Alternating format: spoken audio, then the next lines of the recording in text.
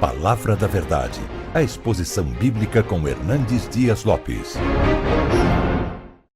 Irmãos queridos, nós vamos então abrir o texto bíblico na carta de Paulo aos Efésios, capítulo 6, e vamos fazer a leitura dos versos 10 até o verso 20. Efésios capítulo 6, a partir do verso 10. Paulo diz assim: quanto ao mais, sede fortalecidos no Senhor e na força do seu poder. Revesti-vos de toda a armadura de Deus, para poderdes ficar firmes contra as ciladas do diabo. Porque a nossa luta não é contra o sangue e a carne, e sim contra os principados e potestades, contra os dominadores deste mundo tenebroso, contra as forças espirituais do mal nas regiões celestes. Portanto, tomai toda a armadura de Deus, para que possais resistir no dia mau, e depois de ter vencido tudo, permanecer inabaláveis. Estai, pois, firmes, cingindo-vos com a verdade, e vestindo-vos da couraça da justiça. Calçai os pés com a preparação do evangelho da paz, embraçando sempre o escudo da fé, com o qual podereis apagar todos os dardos inflamados do maligno. Tomai também o capacete da salvação e a espada do Espírito, que é a palavra de Deus, com toda a oração e súplica, orando em todo o tempo no Espírito, e para isso vigiando, com toda perseverança e súplica por todos os santos, e também por mim, para que me seja dada no abrir da minha boca a palavra, para com intrepidez fazer conhecido o mistério do Evangelho, pelo qual sou embaixador em cadeias, para que em Cristo eu seja ousado para falar, como me cumpre fazê-lo. Amém. Irmãos amados, Paulo escreveu esta carta quando ele estava preso em Roma, na sua primeira prisão, por volta dos anos 61, 62. Paulo tinha estado nesta cidade de Éfeso, que era a capital da província da Ásia Menor, por cerca de 3 anos. E para mim, um dos grandes avivamentos que eu encontro na história da igreja, um deles aconteceu em Éfeso, uma cidade de mais de 300 mil habitantes, uma cidade idólatra, uma cidade feiticeira, e uma cidade que se rende à palavra de Deus, que vê o poder do evangelho desarticulando os poderes da idolatria e da feitiçaria. E em 3 anos que Paulo passa ali, igrejas são plantadas em toda a província da Ásia Menor. Agora Paulo está enviando esta carta a esta igreja. E nesta carta Paulo retrata de uma maneira eloquente este eterno projeto de Deus, que planeja a nossa salvação, que executa a nossa salvação e que nos dá garantia dessa salvação. A nossa salvação é uma obra do Pai, é uma obra do Filho, é uma obra do Espírito Santo. Depois que Paulo retrata este plano eterno que se consuma na história, que tem a garantia de que será verdadeiramente consumado na segunda vinda de Cristo, ele ora para que a igreja entenda a riqueza desse chamamento, qual a riqueza da sua herança e qual o poder que está à sua disposição. Paulo mostra nessa carta ainda como nós éramos antes deste encontro com Cristo, estando nós mortos, estando nós depravados, estando nós condenados, estando nós escravizados ao diabo, ao mundo e à carne. Mas Deus, porque nos amou e por causa da riqueza da sua graça, nos salvou, pela graça mediante a fé, para as boas obras. E Paulo então mostra como Deus junta judeus e gentios num único corpo, numa única igreja. No capítulo 3, Paulo retrata que este era o grande mistério oculto das eras. De que forma que os gentios eram coerdeiros juntamente com os judeus desta grande salvação em Cristo Jesus. E ele volta a orar pela igreja, para que ela receba poder, mediante a habitação de Cristo no nosso coração, para que toda a igreja compreendesse a grandeza do amor de Deus, e fosse tomada de toda a plenitude de Deus. Quando Paulo vai para o capítulo 4, ele começa a aplicar esta gloriosa doutrina e retrata para você e para mim que nós precisamos viver de modo digno da vocação com que fomos chamados, vivendo em mansidão, vivendo em humildade, vivendo em longanimidade, porque nós estamos ligados a um só Senhor, temos um só Deus, temos uma só fé, temos um só batismo. Paulo então começa a mostrar a necessidade de vivermos uma vida santa. Quando vai para o capítulo 5, ele mostra que é preciso imitar a Deus, é preciso ser cheio do Espírito Santo de Deus, e você demonstra essa plenitude do Espírito Santo de Deus na relação marido e mulher, mulher-marido, na relação de filhos e pais, pais e filhos, na relação de patrão e empregado, empregado e patrão. Agora ele está concluindo a carta, e ele diz o seguinte no verso 10, quanto ao mais, ele está concluindo, esse é o ápice da carta. E ele vai mostrar para você e para mim que o fato de você ser escolhido por Deus na eternidade, o fato de você ter sido remido por Cristo na cruz, o fato de você ter sido selado com o Espírito Santo da promessa, o fato de você ter sido colocado e enxertado no corpo de Cristo, o fato de você ser cheio do Espírito Santo, o fato de você ter uma família bonita, o fato de você ser uma pessoa abençoada no seu trabalho, não livra você de uma grande batalha espiritual. Nós estamos num terreno minado, nós estamos numa guerra, nós estamos numa grande tensão. Eu gosto muito da figura que Francis Schaeffer levanta sobre esse assunto. Ele compara este mundo como uma casa de 2 andares. Aqui embaixo, no primeiro andar, é o andar que nós vivemos, nós ouvimos, nós falamos, nós sentimos, nós pensamos, nós andamos, nós descansamos, nós viajamos, nós trabalhamos, nós tocamos. É este o mundo que vivemos. E ele diz, no andar de cima, é o que a Bíblia chamaria de regiões celestes. Você não vê, nem por isso é irreal. Você não toca, nem por isso você deixa de ser influenciado.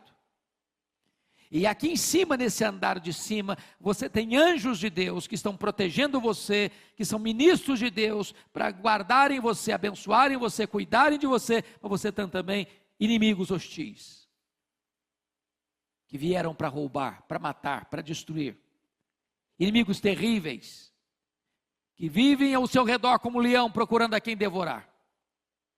Que procuram uma brecha na sua, na minha, na nossa vida, para nos destruir. E aqui então, introdutoriamente, eu quero dizer que nós, nessa guerra, precisamos ter 2 cuidados.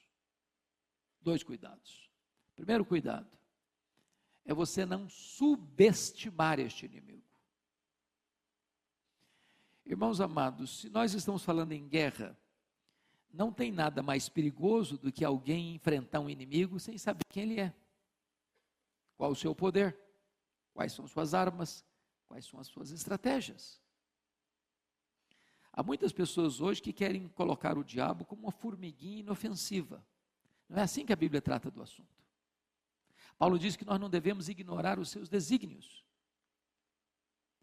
Então, essa luta é desigual. Por isso as nossas armas não podem ser carnais, mas precisam ser poderosas em Deus, para destruir fortalezas e anular sofismas.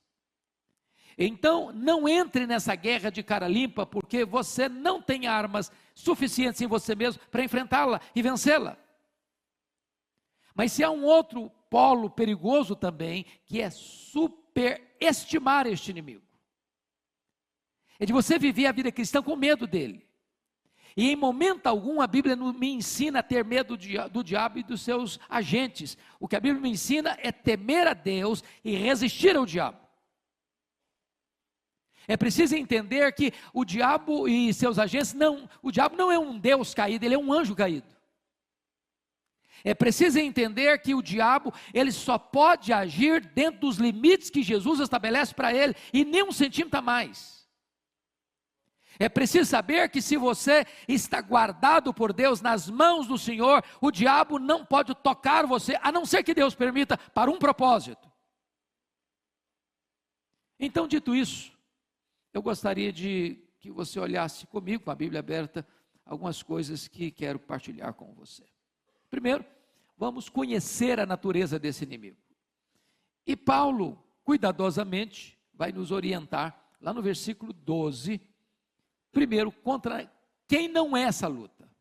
Ele diz, a nossa luta não é contra sangue e carne.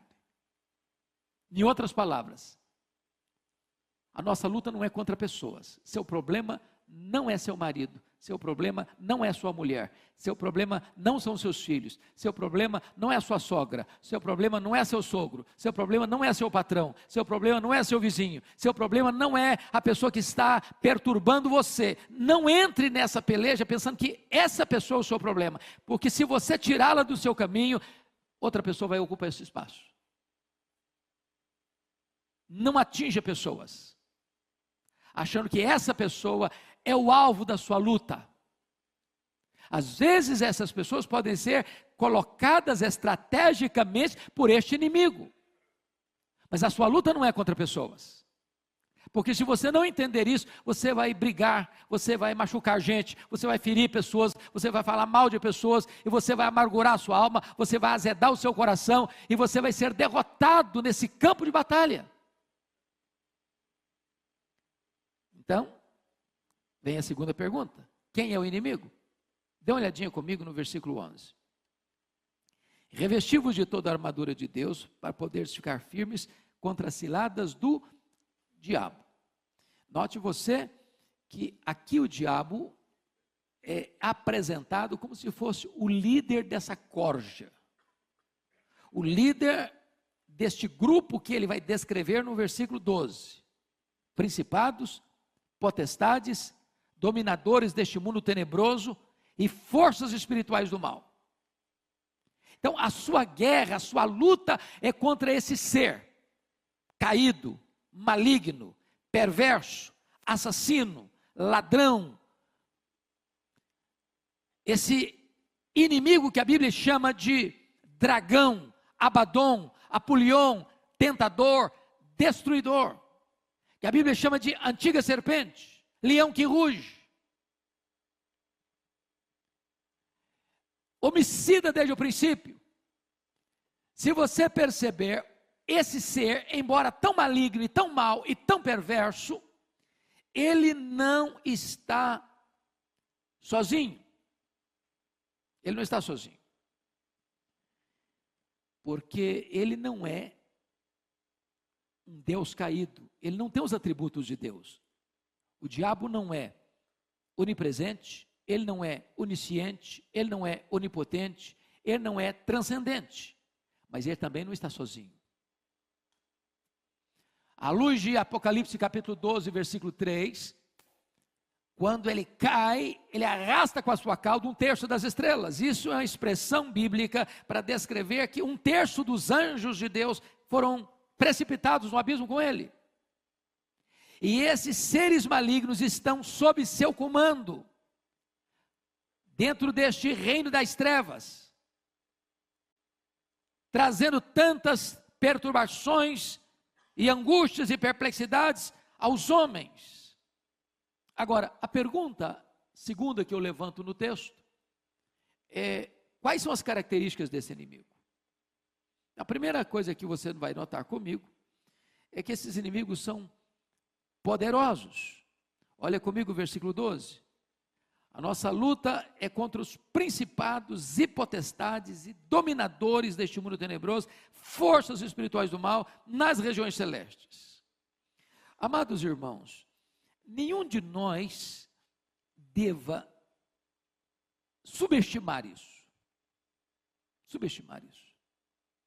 O poder deste inimigo. Eu acho que você vê esses sinais, essas evidências o dia todo.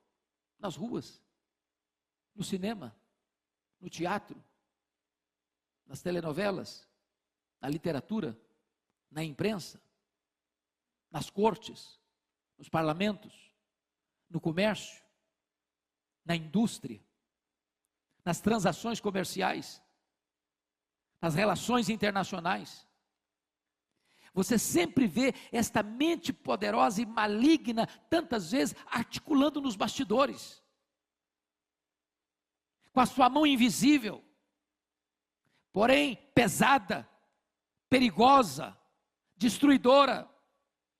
Paulo então vai retratar para nós que esses inimigos são sim poderosos, mas mais do que isso, eles são malignos. Este mundo tenebroso, irmãos amados, este mundo tenebroso é o aspecto de que esse reino é reino de trevas, de escuridão, de violência, de maldade, de promiscuidade, de mentira, de opressão, de injustiça, de malignidade, que vem para destruir pessoas, que vem para arruinar famílias, que vem para arrebentar com casamentos, que vem para levar as pessoas ao desespero existencial, que vem para acabar com as pessoas, para arrebentar com elas de todas as formas, de todos os meios. É um mundo tenebroso, porque o inimigo é maligno.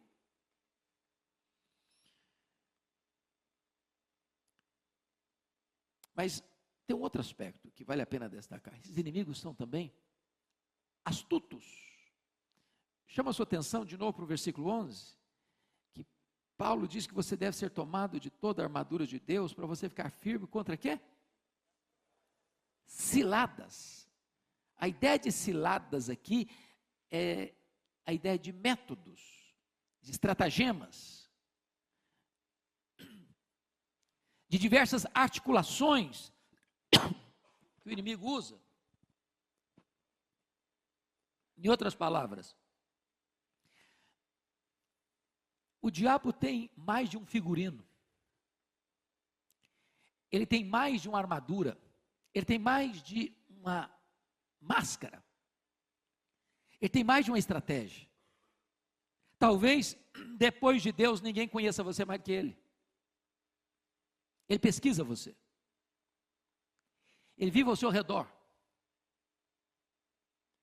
ele busca uma brecha na sua vida, ele conhece os seus pontos fortes e os seus pontos fracos, ele sabe explorar isso. Para cada pessoa, a tentação vem de forma diferente. Tem gente que o problema dele é área sexual, a fraqueza é essa. Para outro, o problema é dinheiro, a fraqueza é dinheiro. Para outra, a fraqueza é vaidade, é soberba, é grandeza.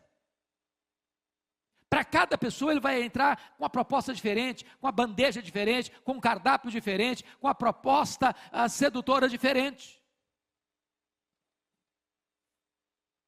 Ele tem muitos métodos, ele tem muitas variantes, como aquele filme O Advogado do Diabo apresenta no final.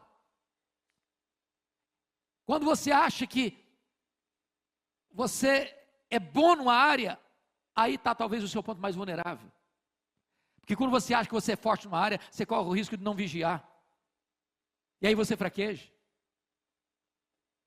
Mas notem comigo, irmãos,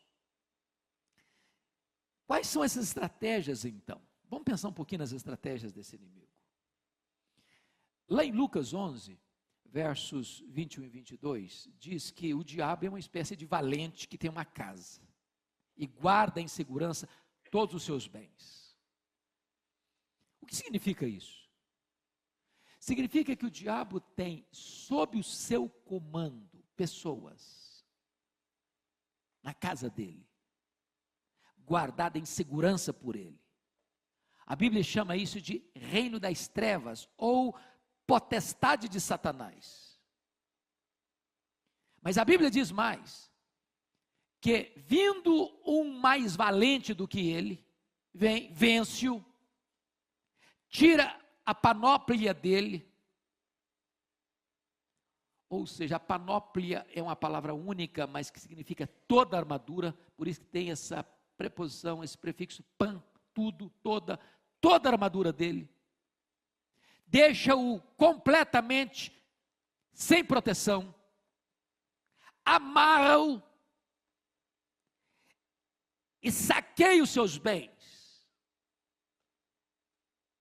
Saqueia os seus bens. Então faça a pergunta: você acha que o diabo precisaria de artimanha para prender quem já é dele? Você precisa de um laço para pegar um passarinho que já está dentro da gaiola? A quem você acha que o diabo usaria suas artimanhas mais perigosas? É lá no carnaval? É lá no campo de futebol? É lá no teatro? É lá no submundo? Ou é exatamente contra a igreja de Deus? Daqueles que não estão nas suas mãos que ele tenta capturar? Agora, quais são essas artimanhas que o inimigo usa? Eu gostaria de citar alguns para você. Primeiro, está lá em Mateus 13:19, que quando a semente, a palavra de Deus é semeada, vem o maligno e arrebata essa semente do coração. Irmãos, eu não sei quanto a vocês, mas todo culto onde a palavra de Deus é pregada, é um território de batalha espiritual. Eu conheço gente que vem para a igreja e bastou sentar, o cara pode estar sem uma gota de sono, o cara dorme. Dorme. Dá um sono nele que não tolera.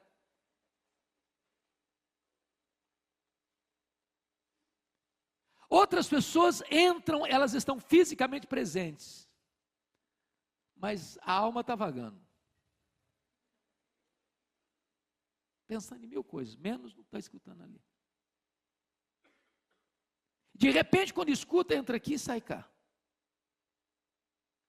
Você e eu conhecemos gente que frequenta a igreja há 10 anos, sem nunca ter nascido de novo. E a palavra está sendo arrebatada. Pode ter certeza disso, quando o templo abre, talvez ele é o primeiro a entrar. É luta, é batalha. Nós precisamos orar para que Deus tire o tampão dos ouvidos, para que Deus tire a venda dos olhos, para que Deus chegue ao coração das pessoas. Segundo, o diabo é especialista em colocar dúvidas sobre a palavra de Deus. É assim que Deus disse? Não foi assim a abordagem dele com Eva? É assim que Deus disse? E aí você escuta a palavra de Deus, bom, mas não é bem assim. Aliás, não é assim. E as pessoas põem dúvida, sobretudo, por exemplo, Gênesis 1, versículo 1. No princípio criou Deus os céus e a terra. Bom, mas isso aí não é literal. Bom, mas isso aí é uma metáfora. Bom, mas Adão e Eva não existiram. Isso aí é apenas uma ideia metafórica para você achar que surgiu a raça humana. Mas não foi assim. Bom, se você nega isso, você nega a Bíblia toda. Você diz que então os profetas mentiram, que os apóstolos mentiram, que Jesus mentiu, que a Bíblia toda não vale a pena e não merece confiança. E aí vai botando dúvida na cabeça das pessoas. Quer ver outra coisa? Em terceiro lugar, o diabo é especialista em produzir insatisfação. Não foi isso que fez com Eva. Eva, de repente, ela se viu como uma coitadinha, miseravelmente injustiçada, naquele miserável jardim do Éden. Tadinho, esse jardim é muito michuruco para mim. Eu tenho potencial para muito mais. Eu sou possivelmente capacitado para ser igual a Deus. Para que eu vou viver nesse jardinzinho aqui? E de repente, como pródigo, você tem o pai, você tem o irmão, você tem a casa, você tem mesa farta, você tem servos, você tem fartura, e você se sente infeliz. Você está na igreja, você escuta a palavra de Deus, e de repente a igreja não satisfaz, e de repente os prazeres de Deus não satisfazem, e você fica paquerando e flertando com o que está do lado de lá do muro. Daqui a pouco o diabo bota uma grande baita insatisfação no seu coração, e você não está feliz mais. Ele é especialista nisso. Cuidado com a insatisfação. Quer ver outra coisa? O diabo, ele é especialista em produzir uma espécie de raiva no seu coração, que se instala, e você diz, eu não suporto aquela pessoa, eu não quero nem ver a cara dela. Quando eu escuto a voz dela, meu corpo treme. E eu não perdoo também. Tem gente crente que não conversa com o irmão dentro de casa. Passa uma semana. Tem gente que frequenta a igreja, se o fulano senta do lado esquerdo, ele vai do lado direito, porque ele não fica perto. Sabe o que a Bíblia diz? Irai-vos e não pequeis. Não se deixe o sol se pôr sobre a vossa ira, nem deis lugar ao diabo. Se você guarda mágoa no coração, o diabo encontra uma brecha aberta para afligir você, para atormentar você. Quer ver outra coisa? O pastor Ivan falou agora há pouquinho das seitas, das heresias. Sabe quem é o principal mentor das heresias? É o diabo. São doutrinas de demônios. Ele é um teólogo herege. Ele é um péssimo hermeneuta. Ele é um péssimo exegeta. Ele pega a Bíblia e torce a Bíblia. E muitas das heresias, irmãos, que estão aí circulando e atraindo tanta gente e capturando tanta gente, tem como fonte os demônios. Então são estratégias. Agora, quer ver outra estratégia dele? Olha comigo o versículo 13. Dá uma olhadinha aí. Portanto, tomai toda a armadura de Deus, para que possais resistir no dia mau. Eu fico impressionado com essa expressão aqui, porque a Bíblia diz que todos os dias, de certa forma, são maus. Nós vivemos num mundo que jaz no maligno. Você já tentou, por exemplo, ligar a sua televisão, ou a CBN, quem gosta de notícia, ou qualquer outro tipo de rádio, de FM, e escutar 1 hora e concordar com tudo aquilo que foi falado durante 1 hora? É isso mesmo. Subscrevo tudo isso aí. Você percebeu como é que é a coisa? Nós vivemos num mundo mau. Os valores são outros, estão invertidos, estão às avessas. Agora, existe o que a Bíblia chama de o dia mau. E que dia é esse?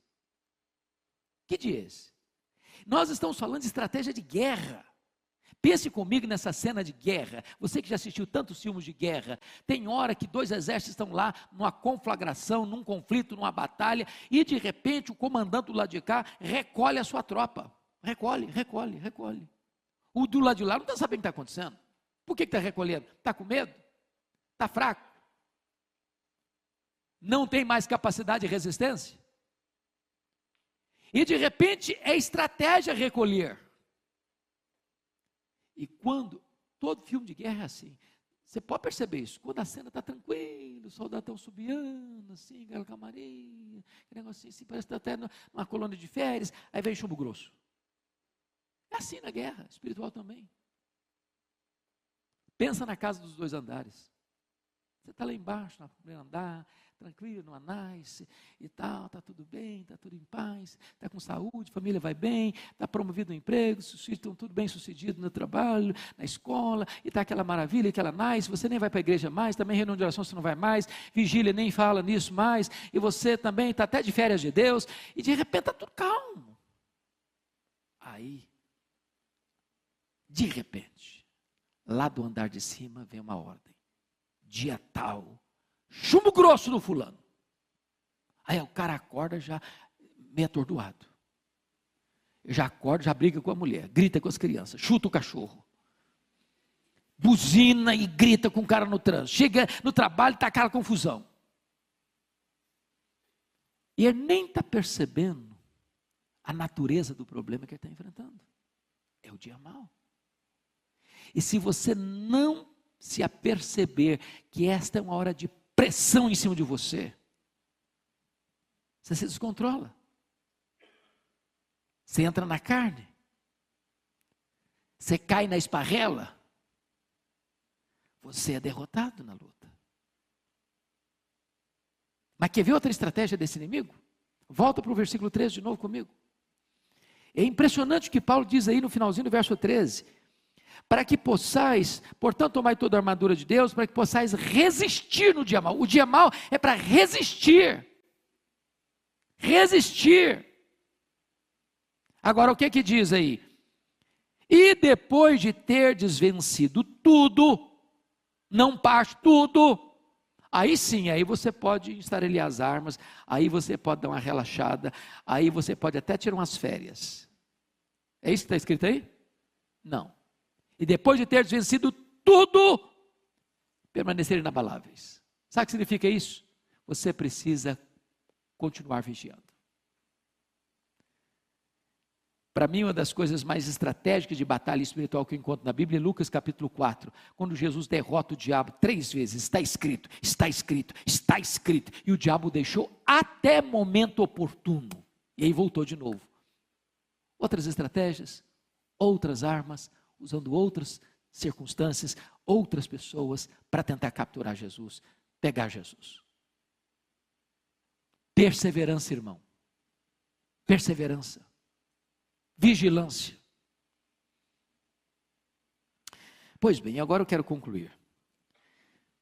Quais são as armas que nós precisamos usar nessa batalha espiritual? A primeira arma, por favor, dê uma olhadinha comigo, versículo 10. Quanto ao mais, sede fortalecidos no Senhor e na força do seu poder. Primeira coisa que Paulo está dizendo o seguinte: você não é forte em você mesmo, e você não é forte à parte do Senhor. Você só pode ser fortalecido quando você está no Senhor. É nele, é dele que emana esse poder. O problema dessa luta, irmãos, não é a presença do diabo. O maior problema é a ausência de Jesus. Se você está em Jesus e sendo fortalecido nele, você é fortalecido com poder. É com Ele, é na presença dEle, é em comunhão com Ele, é tendo intimidade com Ele, é desfrutando da companhia dEle, é estando debaixo das asas dEle, é vivendo na presença dEle. Esse é o segredo de você ser revestido no Senhor e na força do seu poder. Não é possível você entrar nessa luta sem esse poder. No seu poder não vai.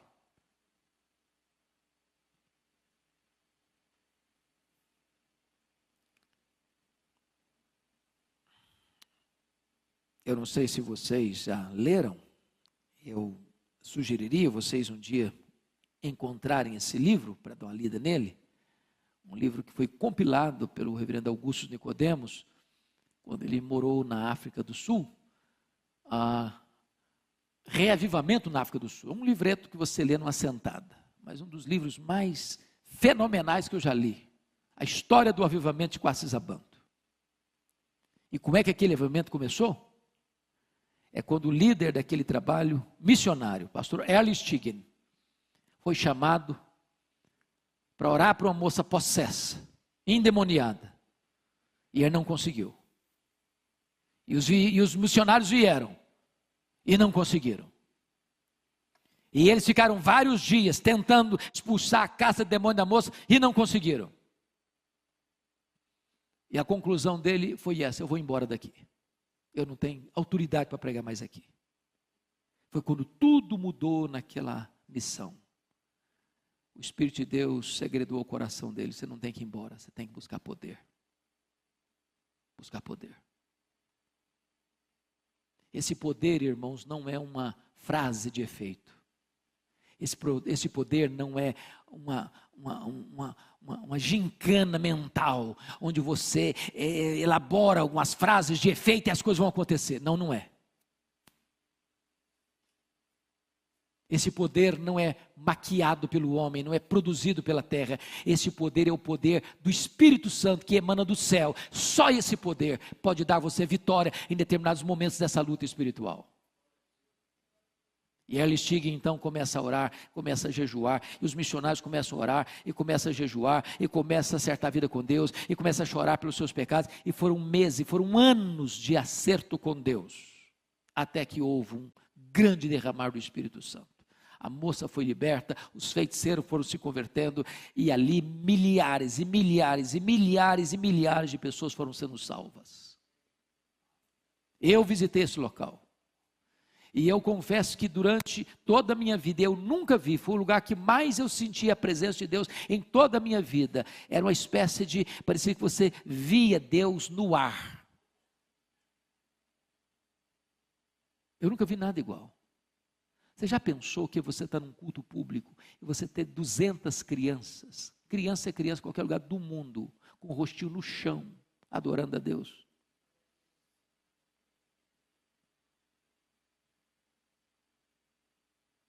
Milagres extraordinários acontecendo. Cegos vendo, coxos andando, mortos ressuscitando.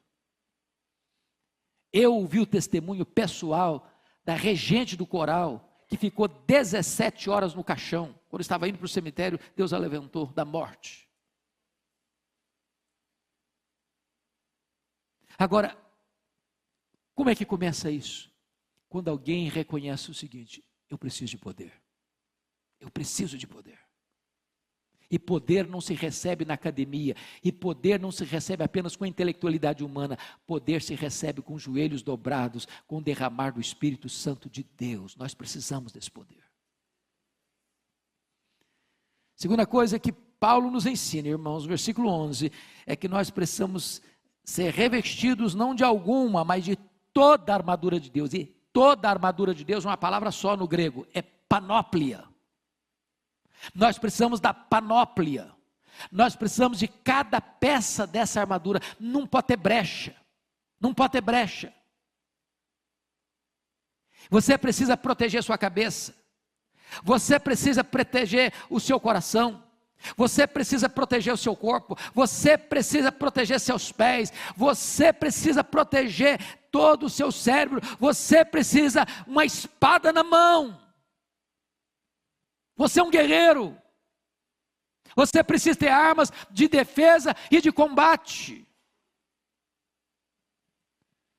E depois que tudo isso estiver pronto, então, versículo 18 diz que você precisa fazer isso num ambiente de oração, com toda oração e súplica, orando em todo o tempo, no Espírito, e para isso vigiando com toda a perseverança e súplica por todos os santos. Eu queria concluir fazendo uma pergunta a você. O que você conhece desse poder? Ou, quão consciente você está hoje de que você precisa desse poder? Porque esse poder não tem a ver com o tempo de igreja, com o cargo que você exerce na igreja, com o grau de conhecimento que você adquiriu.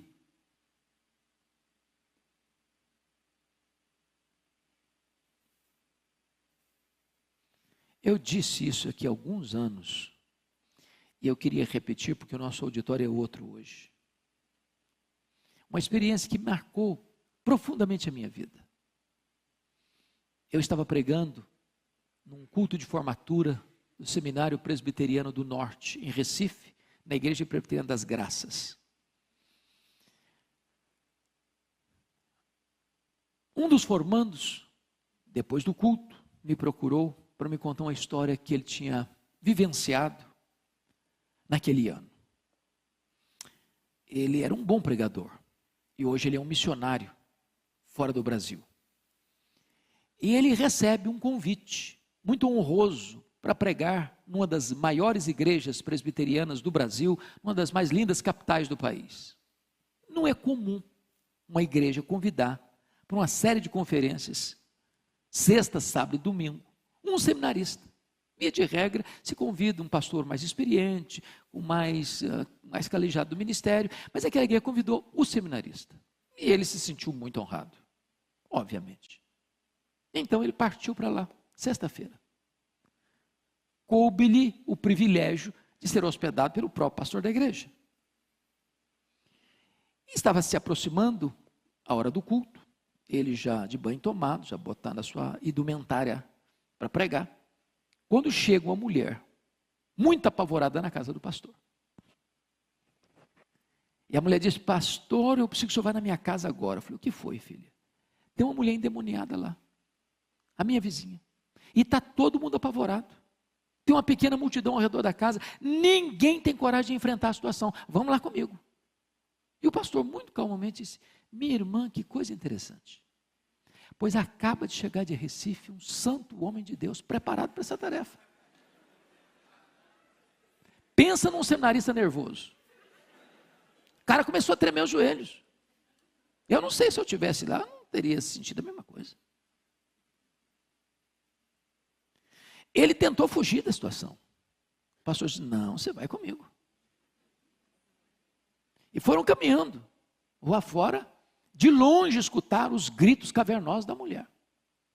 Quando chegaram na casa, que um monte de gente espantada, com os olhos esbugalhados, com o rosto assim, transtornado, e o seminarista mais apavorado ainda, e o pastor disse, seminarista, o caso é todo seu.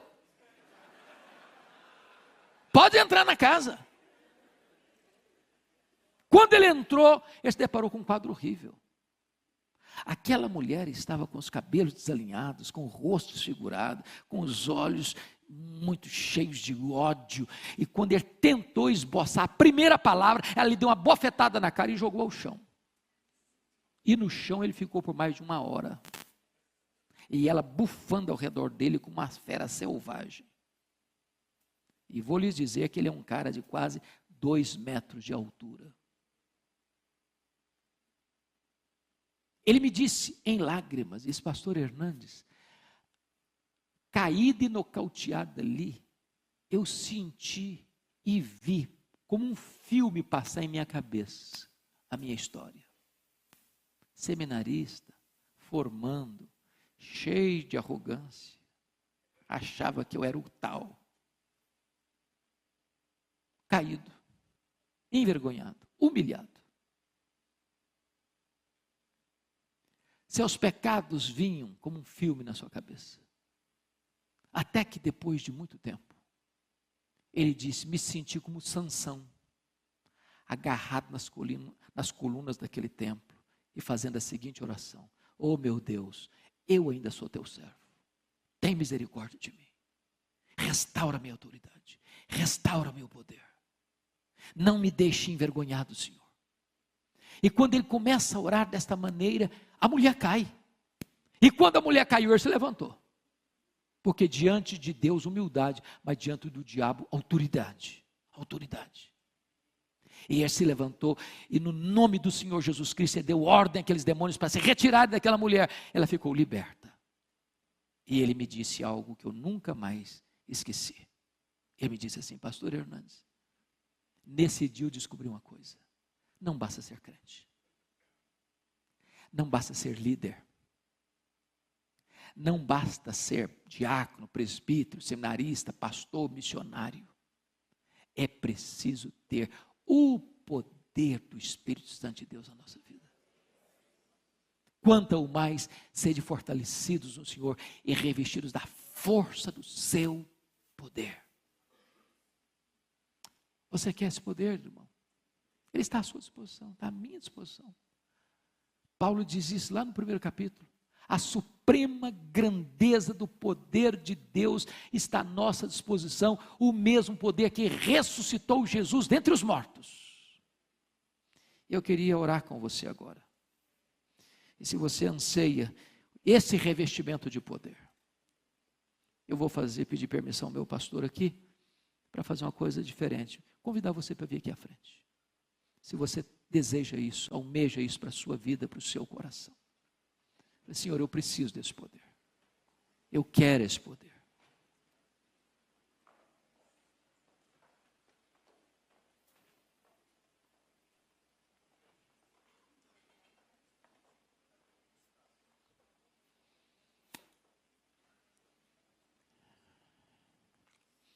Irmãos amados, nós vivemos dias maus. A força das trevas está aí agindo, solta.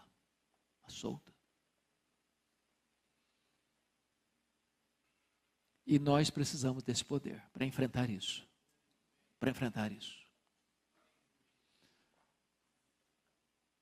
Eu não sei se vocês viram, eu estou com o meu coração ao mesmo tempo empolgadíssimo.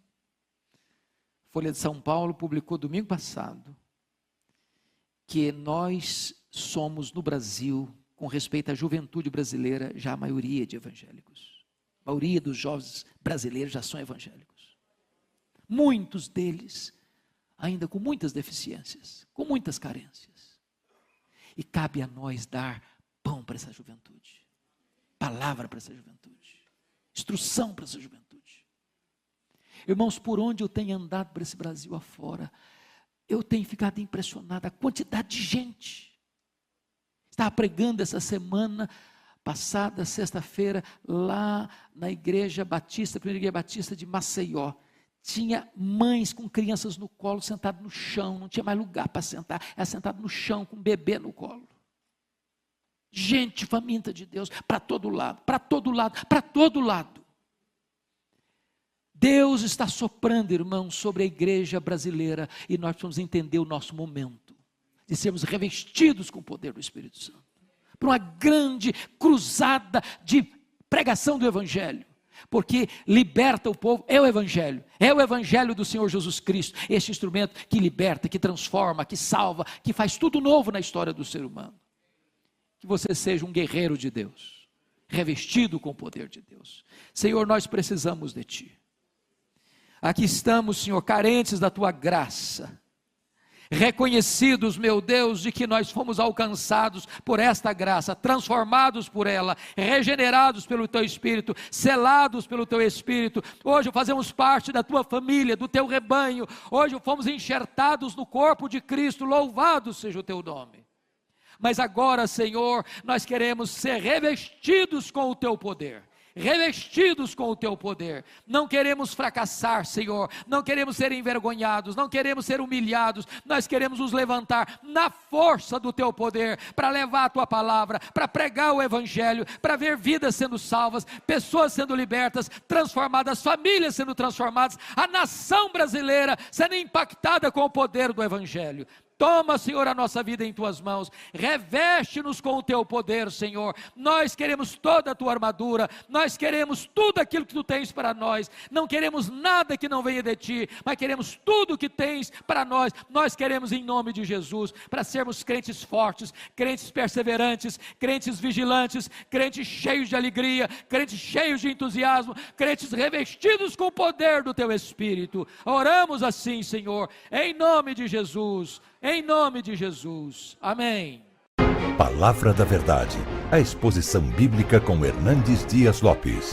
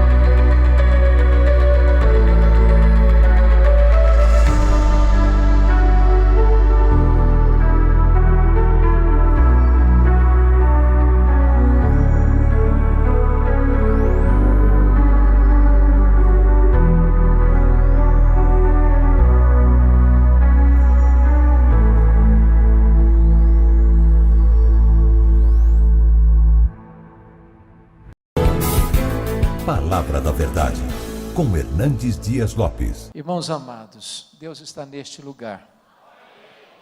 E onde Deus está, coisas novas, coisas lindas, coisas grandes acontecem. Eu quero repartir com vocês um texto que me é muito caro. E esse texto está no primeiro livro de Samuel. Primeiro livro de Samuel, capítulo 1. É a história de uma mulher que tinha um drama pessoal, tinha uma angústia na alma, tinha uma necessidade. E essa mulher coloca esta causa dela na presença de Deus. E ela chora diante de Deus. E ela insiste com Deus. E ela enfrenta tantas adversidades. Mas pela fé ela prevalece. E ela alcança uma grande vitória. E Deus se manifesta na vida dela com reflexos para toda a sua nação. E eu não sei como é que você entrou aqui hoje. Talvez com o coração pesado. Talvez até ansioso a respeito do que está por vir. Talvez precisando de um toque da mão de Deus. De uma resposta de Deus hoje. Quem sabe você tem esperado muitos anos uma palavra, um sinal do favor de Deus. Quem sabe pela graça de Deus hoje pode ser esse dia.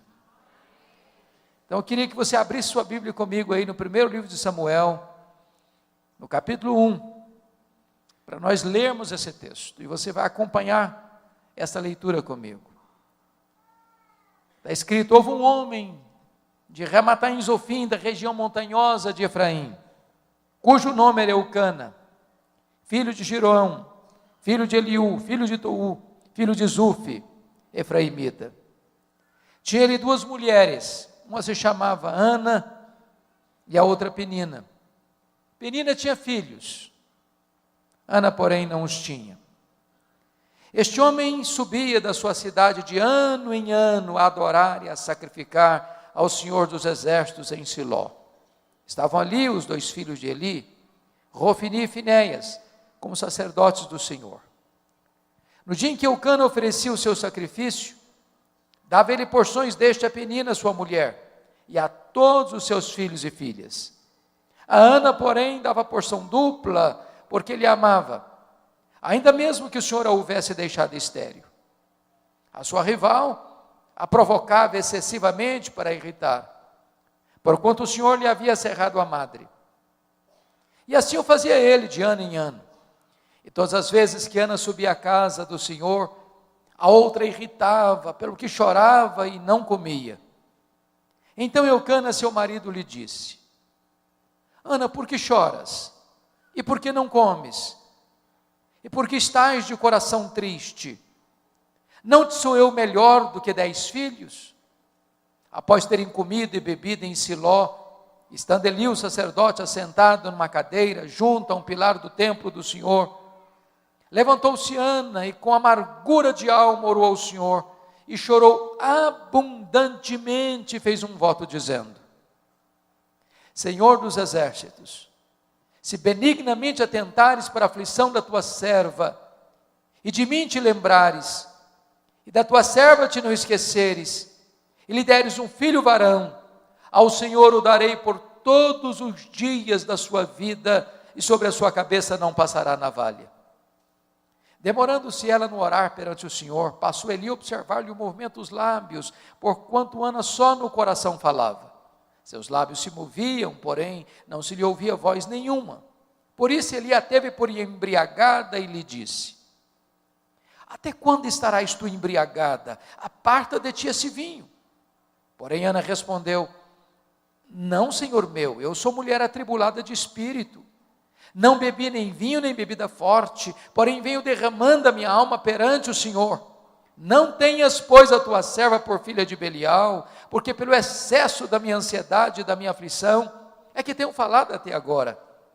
Então lhe respondeu Eli: Vai-te em paz, e o Deus de Israel te conceda a petição que lhe fizeste.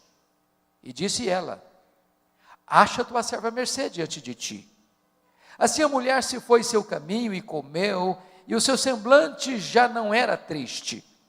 Levantaram-se de madrugada e adoraram perante o Senhor, e voltaram e chegaram à sua casa a Ramá. Eucana coabitou com Ana, sua mulher, e lembrando-se dela o Senhor, ela concebeu. E passado o devido tempo teve um filho, a que chamou Samuel, pois dizia: do Senhor o pedi. Verso 26. Disse Ana a Eli: ah, meu Senhor, tão certo como vives, eu sou aquela mulher que aqui esteve contigo orando ao Senhor. Por este menino morava eu, e o Senhor me concedeu a petição que eu lhe fizera, pelo que também o trago como devolvida ao Senhor por todos os dias que viver, pois do Senhor o pedi. E eles adoraram ali o Senhor. Amém. Eu quero conversar com vocês nesta noite sobre o tema: não desista de seus sonhos. Não desista de seus sonhos. Era o ano de 1952 na Nova Zelândia, quando um grande esportista daquele país, Edmund Hillary, nutriu no seu coração um sonho inédito, um sonho audacioso, o sonho de escalar a montanha mais alta do planeta, o sonho de chegar no topo do Pico Everest, com mais de 8.800 metros de altitude. Edmund Hillary preparou-se para aquela grande empreitada da sua vida, mas quando ele partiu para realizar o seu sonho, ele fracassou. Ele não conseguiu chegar no topo do Everest. 6 meses depois, ele foi convidado para dar uma palestra em Londres, na Inglaterra. E quando ele chegou naquele bonito auditório, propositadamente as pessoas haviam colocado uma grande gravura do Monte Everest na parede. Ele entrou no auditório, olhou para a gravura, cabisbaixo, dirigiu-se à plataforma. Quando passaram-lhe a palavra, por um momento, ele esqueceu-se o auditório, voltou-se para a gravura e disse: Monte Everest, da primeira vez tu me derrotaste. Tu não podes crescer mais, mas eu ainda estou crescendo. Da próxima vez, eu te vencerei.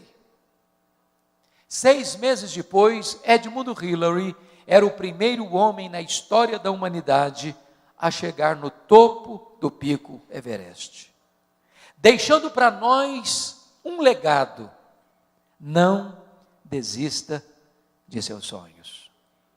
Eu sei que você tem sonhos, todos nós os temos. Quem não sonha não vive. Quem desistiu de sonhar, desistiu de viver. Mas é provável que neste auditório haja alguém aqui que já tenha perdido os seus sonhos mais bonitos pelas estradas da vida. É até provável que nesse auditório haja alguém que tenha visto os seus sonhos mais belos se transformando em pesadelos. Quem sabe haja neste auditório aqui alguém que já desistiu de seus sonhos, que já enterrou os seus sonhos, que já colocou no túmulo de seus sonhos uma lápide com a seguinte inscrição: aqui jaz os meus sonhos. Pois eu quero encorajar você nesta noite a trazer esses sonhos de volta e a colocá-los na presença de Deus. Porque nós estamos servindo nesta noite não a um ídolo mudo, surdo, impotente. Nós estamos adorando o Deus vivo, aquele que está assentado no trono, aquele que tem as rédeas da história em suas mãos, aquele que faz e ninguém pode impedir a sua mão de fazê-lo. Nós estamos na presença do Deus Todo-Poderoso, que pode agir milagrosa e extraordinariamente na sua vida, na sua história, na sua família, nesta noite. O texto que acabamos de ler nos conta a história dessa mulher. Nos conta a história de Ana. Uma mulher que tinha um sonho bonito, um sonho legítimo, um sonho de ser mãe. Só que Ana é estéril, seu ventre é um deserto, ela não consegue conceber. E eu imagino que se Ana fosse nossa contemporânea, ela enfrentaria algumas abordagens. Talvez a primeira delas seria esta: Ana, você é uma mulher tão crente, você é tão piedosa, você ora tanto, você vai tanto à igreja, você está doente, minha filha, tem coisa errada na sua vida. Eu acho que você deveria fazer uma análise mais detalhada e meticulosa da sua árvore genealógica, porque é muito provável que haja alguma maldição hereditária incrustada aí na sua família, e enquanto você não quebrar essa maldição, você não vai ser curada. Só que o problema de Ana não era maldição hereditária. Se Ana vivesse hoje, talvez alguém parecido com os amigos de Jó chegariam para ela para dizer o seguinte: Ana, você é uma mulher tão crente, mas você está doente. Ana, eu acho que tem coisa errada na sua vida. Eu acho que você deve ter algum pecado que você ainda não confessou para Deus, porque toda causa tem um efeito, Ana. Ninguém sofre sem causa. Você deve ter feito coisa errada. Você tem que confessar esse pecado para você ser curada. Mas o problema de Ana não era pecado escondido. Se Ana vivesse hoje, talvez alguém mais audacioso chegaria para ela para dizer o seguinte: Ana, deve ter algum demônio da esterilidade escondido aí na sua vida. O que você precisa fazer é ir num culto de libertação. Só que o problema de Ana não era demônio. Confira comigo o que está escrito no versículo 5. O texto está dito aí que foi Deus quem a deixou estéril. Agora confira o versículo 6. O texto diz que foi Deus quem cerrou a sua madre. De tal maneira que a doença de Ana não tem a ver com maldição hereditária, não tem a ver com pecado escondido, não tem a ver com demônio. A doença de Ana tem a ver com Deus. E aí você pode dizer: bom, então eu não estou entendendo nada. Porque se Deus é bom, e Ele é. Se Deus tem o melhor para nós, Ele tem. Então como é que Deus pode adiar os nossos sonhos e os nossos sonhos mais legítimos? É sobre isso que eu quero tratar com você nesta noite. Primeiro, Deus adia os nossos sonhos para nos ensinar a gloriosa verdade de que as bênçãos, de que o Deus das bênçãos é melhor do que as bênçãos de Deus. A maior necessidade sua não é da bênção de Deus. A maior necessidade sua é do Deus da bênção. A maior necessidade sua não é de coisas. A maior necessidade sua é de Deus. A maior necessidade sua não é da dádiva. A maior necessidade sua é do doador. Você poderia ter todas as bênçãos de Deus. Se você não tem Deus, a sua vida é vazia. A sua vida não tem sentido ainda. Irmãos, prestem bem atenção nisso. Nós estamos vivendo na geração, no século, onde o eixo do cristianismo foi mudado. O cristianismo, como o pastor introduziu agora há pouco, ele é focado na pessoa bendita de Jesus Cristo, nosso Senhor. Ele é o Rei da glória, Ele é o Rei dos reis, Ele é o Senhor dos senhores, e nós estamos aqui nesta noite, é por causa dEle. Mas nós estamos vendo uma geração que tira Jesus do centro para colocar o homem no centro. Parece-nos que hoje a dinâmica da vida cristã para muita gente é que não é mais a vontade de Deus que deva ser feita na terra, mas é a vontade do homem que tem que prevalecer no céu. Parece-nos que não é mais o homem que está a serviço de Deus, mas é Deus quem está a serviço do homem. Mas este não é o Evangelho. O Evangelho não é focado no homem, o Evangelho é focado em Cristo. O Evangelho não é que o homem prevalece no céu, mas é que a vontade de Deus é feita na terra.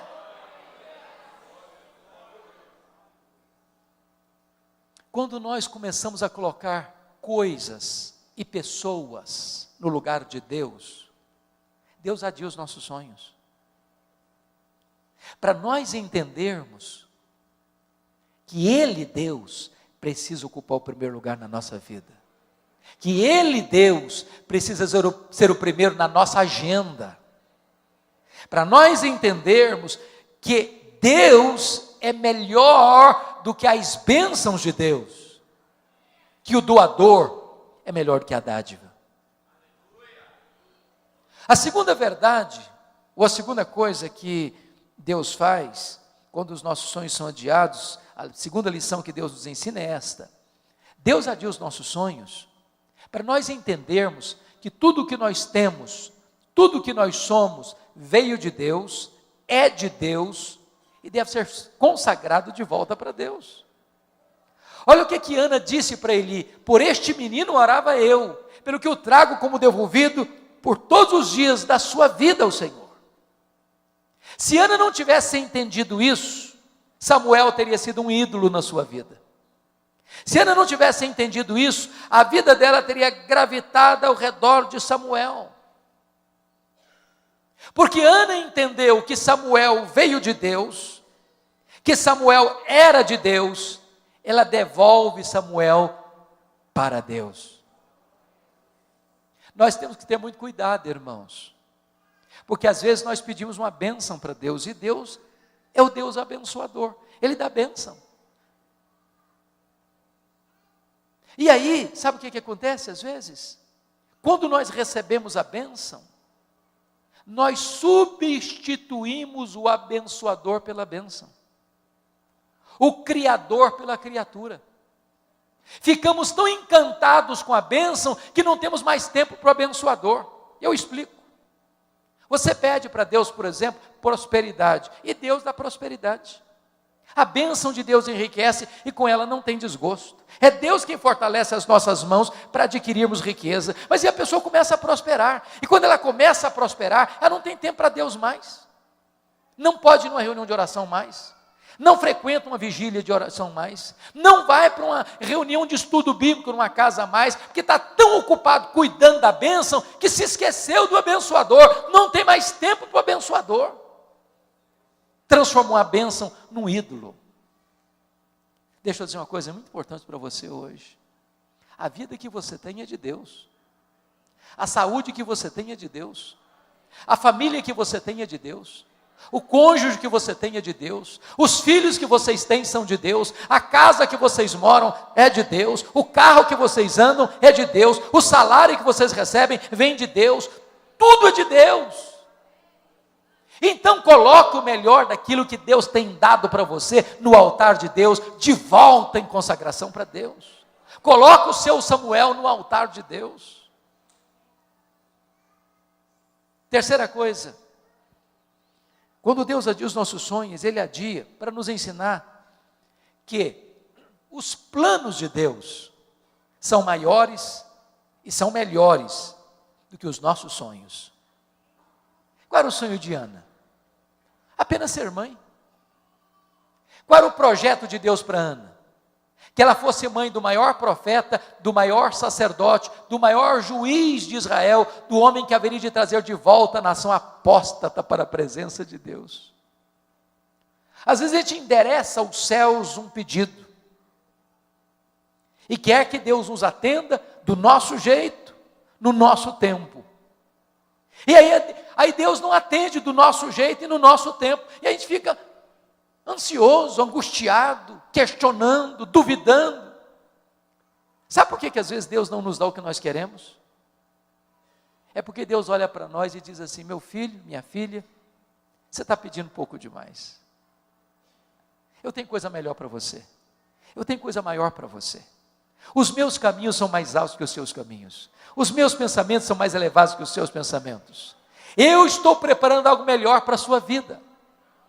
A Bíblia diz que quando Deus parece retardar, Ele não está longe, Ele não está indiferente, Ele não está distante, Ele não está silencioso, Ele não está com os ouvidos fechados, Ele está trabalhando no turno da noite, preparando algo maior e melhor para você, porque não há Deus como o nosso que trabalha para aqueles que nele esperam.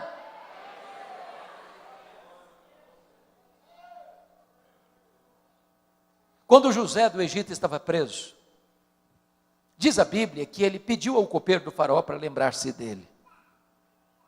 E diz a Bíblia que o copeiro do faraó esqueceu-se dele. E ele ficou mais 2 anos mofando na cadeia. E você pode questionar, mas onde está Deus que deixa um filho seu inocente padecer numa prisão imunda? Por que Deus não tirou José da cadeia quando ele queria sair de lá? Se Deus tivesse tirado José da prisão quando ele queria sair da cadeia, o máximo talvez que ele teria sido era um bom lavador de copos no palácio do faraó. Mas naqueles 2 anos, Deus estava construindo a rampa do palácio para que ele saísse da cadeia e fosse governador do Egito. Deixa eu dizer para você, os planos de Deus são maiores e são melhores do que os seus sonhos. Se Deus está adiando o seu sonho, não é porque Ele é indiferente, é porque Ele está trabalhando, não contra você, mas trabalhando por você. 4º lugar, sabe por que Deus adia os nossos sonhos? Deus adia os nossos sonhos porque Ele é Deus, livre, soberano, que faz todas as coisas conforme o conselho da sua vontade. Confira comigo o cântico de Ana, que está aí no capítulo 2, versos 6 a 8, deste mesmo livro. Olha o que Ana vai dizer. O Senhor é o que tira a vida e a dá, faz descer a sepultura e faz subir. O Senhor empobrece e enriquece, abaixa e também exalta. Levanta o pobre do pó e desde o monturo exalta o necessitado para o fazer assentar-se entre príncipes. Preste bem atenção aqui. Algumas pessoas hoje, em nome até de uma fé robusta, beiram a blasfêmia. Quando chegam para Deus, com petulância, com soberba, e dizem assim: Deus, eu exijo. Deus, eu proíbo. Deus, eu determino. Deus, eu decreto. E ai de Deus se não atender. Até parece que essas pessoas estão assentadas num alto e sublime trono, e que Deus está no escabelo de seus pés. Tolice, tolice. Deus é soberano. Deus está assentado num alto e sublime trono. Deus tem as rédeas da história em suas mãos. Deus levanta reis e Deus depõe reis. Deus levanta reinos e Deus abate reinos. Deus pega aquele que está lá no topo da pirâmide e joga-o no chão, e pega o que está sentado no monturo e o faz assentar-se entre príncipes. Ele é Deus. Ele não precisa pedir licença nem para você, nem para mim, para agir. Ele é livre, Ele é soberano e faz todas as coisas conforme o conselho da sua vontade. Deus não pode ser pressionado, Deus não pode ser colocado contra a parede. Ele é Deus. Agora, preste atenção nisso.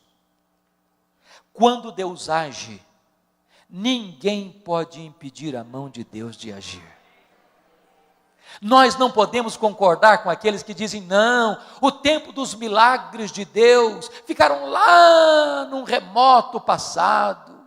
Deus já fez, mas Deus não faz mais. Não, Deus não está sentado numa cadeira de balanço. Deus não se aposentou. Deus não está senil. Deus é o mesmo ontem, Deus é o mesmo hoje, Deus é o mesmo para sempre. Ele nunca perdeu o seu poder. Ele faz, e quando Ele faz, ninguém pode impedir a sua mão de fazê-lo. Eu acredito que Ana, como uma mulher instruída que era, ela deve ter procurado todos os recursos médicos do seu tempo. Porque aqueles que acham que se nós temos fé, nós não devemos ir a um médico, estão equivocados. Porque Deus cura com o meio, sem o meio, apesar dos meios. Sempre é que Deus que cura. O médico, o remédio, a medicina é apenas um instrumento. Mas o poder de curar vem de Deus. E Ana era uma mulher instruída. E eu acho que Ana, penso eu, devia carregar na sua bolsa tiracolo, que toda mulher gosta de ter, os últimos exames da junta médica de Ramá, dizendo para ela o seguinte: Ana, não tem jeito, não tem cura. Mas Ana entende uma coisa: se Deus quiser, tem jeito. A última palavra não é da ciência. A última palavra não é da medicina. A última palavra é do Deus vivo. Se Deus quiser, tem jeito. Para Deus não tem causa perdida. Para Deus não tem doença incurável. Para Deus não tem vida irrecuperável. Para Deus não tem casamento sem solução. Para Deus não tem família sem resposta. Não importa a sua causa, por mais perdida que ela esteja, se Deus quiser, tem jeito. Há alguns anos, eu estava em Vitória, a caminho do hospital militar para fazer uma visita, hospital público. E quando eu cheguei na porta do hospital, tinham 3 pessoas. E eram pessoas da minha cidade do interior do Espírito Santo. E dentre elas estava uma jovem de 19 anos.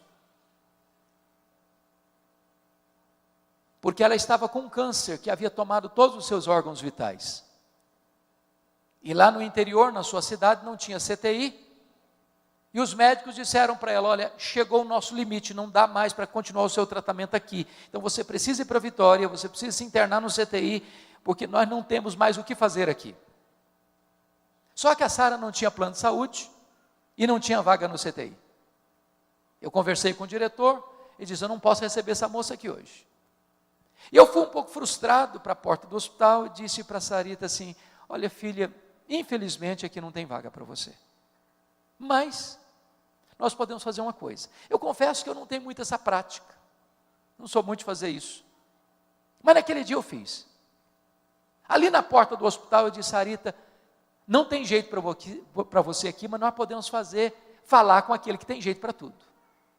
E ali na porta do hospital, eu impus as mãos sobre a Sarita e disse, meu Deus, essa moça não tem lugar aqui nesse hospital, mas se tu quiseres, Deus, o Senhor pode curá-la também na porta desse hospital, porque para ti não tem coisa impossível. E orei por ela. Quando eu terminei de orar, aproxima-se um jovem e disse, essa moça tem um primo que é médico em outra cidade do estado, e lá tem CTI. Falei, então vamos ligar para ele. Ligamos para o médico, ele disse, tem CTI, pode trazer a minha prima para cá. Imediatamente, ela faz a viagem de aproximadamente 200 quilômetros. Quando ela chega na outra cidade, o médico pega os exames, constata a gravidade do problema, coloca numa maca, começa a palpar o seu ventre. Achou estranho? Submeteu a Sarita aos mais rigorosos exames daquele hospital, não tinha mais nada no seu corpo. Sarita voltou para casa completamente curada naquele mesmo dia. Sabem por quê? Porque quando Deus quer, tem jeito. Eu não estou dizendo para você que todas as pessoas pelas quais eu e você oramos, Deus vai curar. Eu não estou dizendo isso. O que eu estou dizendo é que quando Deus quer, tem jeito. Então não desista de lutar. Então não desista de seus sonhos. Por mais difícil que seja a causa, por mais amarga que seja a luta, por mais renhida que seja a batalha, não desista em nome de Jesus. Agora, deixa eu dizer uma coisa para você. Quando nós temos sonhos, temos que ter muito cuidado. Sabem por quê? Porque há assassinos de sonhos soltos por aí. E Ana teve que lidar pelo menos com 3 assassinos de sonhos. A primeira pessoa que tentou matar os sonhos de Ana foi a sua rival Penina. A Bíblia diz que Penina provocava, que Penina irritava, sobretudo quando Ana subia à casa de Deus, a Penina provocava de tal maneira que a Ana começava a chorar, perdia o apetite, entrava em depressão. Eu não sei o que é que Penina dizia para Ana, mas uma coisa eu tenho certeza, é que Penina não era uma mulher de Deus. Porque gente de Deus não vive para infernizar a vida dos outros. Gente de Deus é bálsamo. Gente de Deus é aliviador de tensões. Mas à luz do versículo 6, a impressão que eu tenho é que Penina dizia mais ou menos o seguinte para Ana: Ana, você é crente, você é piedosa, você vai à igreja, você ora tanto, está aí doente. Eu não sou crente igual a você, eu não oro igual a você, eu não vou à igreja igual a você, estou aqui com saúde, cheia de filhos. Se esse negócio de ir à igreja, de orar, de jejuar, funcionasse mesmo, Ana, você não estaria aí doente. Você conhece gente assim? Cuidado com essa gente. São assassinos de sonhos. Querem vender para você a ideia de que ser crente é viver numa redoma de vidro, numa estufa espiritual, blindado das intempéries e vicissitudes da vida. Jesus nunca prometeu, nem para você, nem para mim, que nós passaríamos incólumes neste mundo, sem aflição. O que Ele prometeu para você e para mim, é estar conosco todos os dias, até a consumação dos séculos.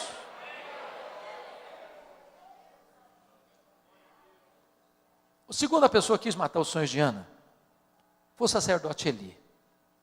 Diz a Bíblia que Ana subia todo ano para Siló. Lá estava Eli, lá estava Rofini, lá estava Finéias, mas não consta a Bíblia que em nenhuma dessas idas, nem Eli, nem Rofini, nem Finéias, olhasse para Ana, orasse com Ana, chorasse com Ana. A primeira vez que o sacerdote olhou para Ana, foi para sacar contra ela pesados libelos acusatórios, chamando-a de bêbada dentro da igreja, de filha de Belial. Até acho, Bispo Gerson, que se a Ana fosse presbiteriana ou da igreja de Deus, eu acho que ela ia sair da igreja. Acho. Eu acho até que ela faria um pouco mais, eu acho que ela ia fazer uma campanha para tirar o pastor Eli da igreja. Por muito menos as pessoas fazem isso hoje. Você conhece crente hipersensível? Conhece crente que parece cristal? Qualquer coisinha se milindra, trinca-se todo, fica magoado, também não vou mais na igreja, também não piso mais lá. Ana não era uma mulher hipersensível, não. Ana era uma mulher madura espiritualmente. Ela disse para o sacerdote: não, meu senhor, não me trate como uma filha de Belial, eu estou derramando a minha alma perante o meu Deus. Ela não permitiu que o sonho dela fosse roubado dela, nem mesmo dentro da igreja. A terceira pessoa que tentou matar os sonhos de Ana foi o seu marido, o Eucana. Eucana era um maridão, ele era amoroso, ele era solidário, ele era companheiro, ele era provedor. Ele dava porções duplas a Ana, ele amava a Ana. Ele só tinha um pequeno problema: ele não acreditava em milagres. Isso era demais para a cabeça dele. O Eucana conhecia a Bíblia, ele conhecia a história de como Deus curou a Rebeca, de como Deus curou Sara. Mas você não vê em momento algum Eucana orando com Ana, chorando com Ana, se colocando no lado dela, falando: minha filha, você quer ser mãe, eu sei que você ora, eu sei que você chora, eu sei que essa causa você coloca diante de Deus, pois é, eu vou estar com você, conta comigo, eu vou orar com você, eu estou junto de você, essa causa sua é a minha causa também, Deus já fez milagre lá atrás, é para fazer hoje também, conta comigo, Ana, eu estou do seu lado. Não, ele nunca fez isso.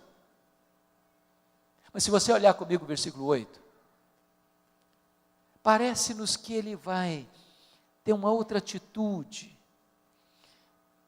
Eu acho que ele chega um dia que ele tem uma conversa com a mulher dele, aquela conversa que marido e mulher têm com a porta do quarto trancada. Eu vou parafrasear essa conversa. Eu acho que foi mais ou menos o seguinte: Ana, vem cá, filha, preciso bater um papo com você. Ana, você não está percebendo que esse negócio de ser mãe está virando uma obsessão na sua vida, não? Ou minha filha está virando uma doença? Para com isso. Aliás, você está insistindo com Deus numa causa perdida, filho. Você não sabe que a junta médica de Ramá já deu o diagnóstico dizendo que não tem cura? Para que você insiste? Larga a mão desse sonho, Ana. Desiste disso. Para de chorar. Sai dos quartos escuros. Aliás, minha filha, você não está nem curtindo o maridão que você tem. Você não sabe que eu sou melhor que 10 filhos para você? Se fosse hoje, eu diria assim: Ana, pense em mim, liga para mim, chore por mim, não chore por ele, Ana. Assassino de sonhos. Cuidado, porque os assassinos de sonhos podem estar dentro da sua própria casa, muito mais perto de você do que você imagina. Não desista, não desista. Mas eu quero concluir olhando o último ponto. O que fazer quando os nossos sonhos estão sendo adiados? Ana nos ensina 3 coisas. Primeiro, Se os seus sonhos estão sendo adiados, continue crendo, continue orando, continue jejuando, continue colocando essa causa diante de Deus, continue insistindo, continue perseverando. Irmãos, às vezes nós desistimos cedo demais, nós caminhamos até a beira da entrada da terra prometida e perecemos no deserto. Pense comigo, quantos casamentos que acabaram, que não poderiam e não deveriam ter acabado. Faltou um pouquinho mais de paciência, um pouquinho mais de amor, um pouquinho mais de perdão, um pouquinho mais de renúncia. Não desista, persevere, chore um pouco mais, ore um pouco mais, lute um pouco mais, jejue um pouco mais, não desista, não desista. Norman Vincent Peale foi um pastor metodista, e Norman Vincent Peale escreveu o seu primeiro livro, O Poder do Pensamento Positivo. Todo escritor enfrenta esse problema, nenhuma editora gosta de publicar o primeiro livro de um escritor. E ele então procurou as editoras para publicar o seu livro, bateu de porta em porta, nenhuma editora se interessou pelo livro. Ele ficou tão frustrado, que jogou os rascunhos no lixo, e disse assim: no lixo vão ficar os meus sonhos. Dona Ruth, sua mulher, mais crente e mais otimista do que ele, como via de regra as mulheres são, pegou os rascunhos do lixo e disse assim para ele: eu vou lutar pelos seus sonhos. Voltou a bater de porta em porta nas editoras, encontrou uma editora interessada no livro. Resultado, esse livro já vendeu mais de 40 milhões de exemplares, estavam no lixo. Um dos maiores best-sellers da literatura cristã. Não desista, não desista em nome de Jesus. Na saga da política americana, há um homem que me impressiona muito, Franklin Delano Roosevelt. Esse camarada estudou em Harvard, estudou em Colômbia, entrou na política, fez uma carreira brilhante. O sonho de Roosevelt era ser presidente dos Estados Unidos da América. Entretanto, com 39 anos de idade, ele sofreu poliomielite e foi para uma cadeira de rodas. Alguém se aproximou dele e disse: Franklin Delano Roosevelt, numa cadeira de rodas, você jamais será presidente dos Estados Unidos da América. Ele respondeu: pois eu nunca desistirei. Foi o único homem até hoje, na história americana, que foi eleito e reeleito presidente dos Estados Unidos da América 4 vezes, consecutivamente. Não desista de seus sonhos. Não desista de seus sonhos. A segunda coisa que Ana nos ensina, quando os nossos sonhos estão sendo adiados, é que você precisa tomar posse das promessas da palavra de Deus. Olha que coisa magnífica. Eli abrir a boca e falar uma tolice para Ana, chamando-a de bêbada. Essa palavra Ana não acolheu no coração. Irmãos, eu sou pastor há 33 anos. Eu já vi muita gente doente emocionalmente, porque um dia escutou uma palavra atravessada do pai, da mãe, do marido, da esposa, do professor, da professora, do patrão, do vizinho. E essa palavra entrou com uma seta envenenada e adoeceu a alma. Se alguém um dia falar uma coisa atravessada para você, por favor, não hospede essa palavra no coração. Você não é o que as pessoas pensam, você não é o que as pessoas falam, você é quem Deus diz que você é. Agora preste atenção, esse mesmo profeta que falaram uma tolice, agora abre a boca, e é um mensageiro de Deus, e é um profeta de Deus, quando ele diz para Ana assim: vai em paz para a tua casa, e o Deus de Israel te conceda a petição que lhe fizeste. Essa palavra é boa, essa palavra é de Deus, essa palavra Ana acolheu no coração, essa palavra trouxe cura e libertação para Ana. Agora nota uma coisa, Ana teve 2 curas. A primeira cura que Ana teve foi a cura emocional. emocional. Se você perceber no versículo 17, quando ela desceu de Siló, diz a Bíblia que o seu semblante já não era mais triste. A tristeza foi embora, a depressão bateu em retirada, a alegria voltou, o brilho no rosto voltou. Mas diz o texto que ela desceu para Ramá, coabitou com seu marido, Deus se lembrou dela, ela concebeu e deu à luz a um filho, a quem pôs o nome de Samuel. Sabe o que significa isso? Lá em Siló, Deus curou a alma dela. Lá em Ramá, Deus curou o ventre dela. Lá em Siló, Deus restaurou as emoções dela. Lá em Ramá, Deus curou o útero dela. Lá em Siló, ela tomou posse das promessas de Deus. Lá em Ramá, o milagre se historificou na sua vida. O que significa isso para nós? Não escute os arautos do caos. Não escute os arautos do pessimismo. Não escute os embaixadores da incredulidade. Tem um monte de gente dizendo para você, não, o cenário está ruim, vai ficar pior, não, está muito complicado, mas vai piorar muito mais, você não consegue, não vai dar certo, não vai funcionar, outros já tentaram, não conseguiram, é melhor você nem começar, é melhor você desistir logo, não vai dar certo, vai dar errado, vai dar muito errado, e todo dia, toda hora, a todo momento, tem gente pessimista do seu lado, tem gente semeando palavras de incredulidade no seu coração, tem gente apostando no fracasso na sua vida, tem gente que quer que você aceite passivamente a decretação da derrota na sua casa, na sua família, mas em nome de Jesus, não escute os profetas do pessimismo, abra os ouvidos da sua alma, escute as promessas da palavra de Deus, porque Deus vela pela sua palavra em a cumprir.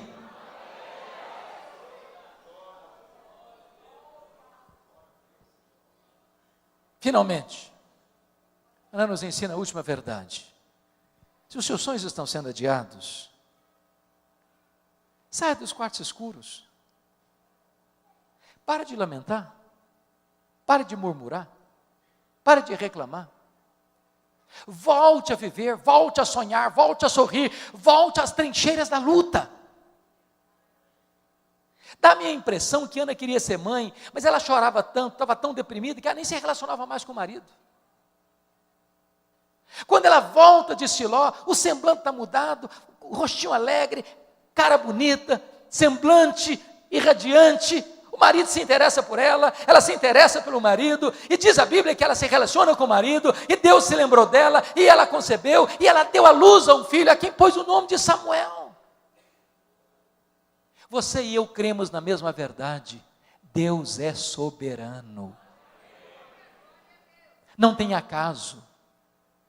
Não tem sorte, não tem azar, não tem determinismo cego, não tem olho gordo, não tem feitiço, não tem sexta-feira 13, não tem esse negócio de ficar com medo de passar debaixo de escada.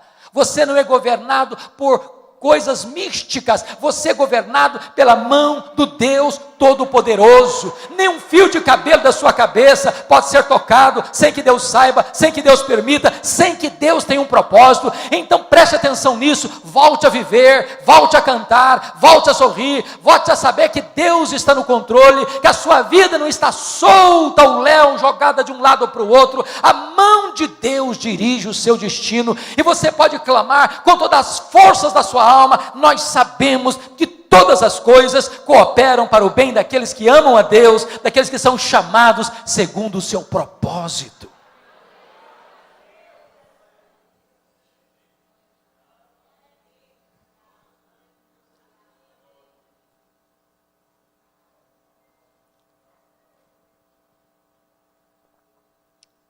Há um autor que eu gosto de ler, e não obstante não ser ainda um cristão, pelo menos que me conste, nem sei se ainda está vivo, Og Mandino.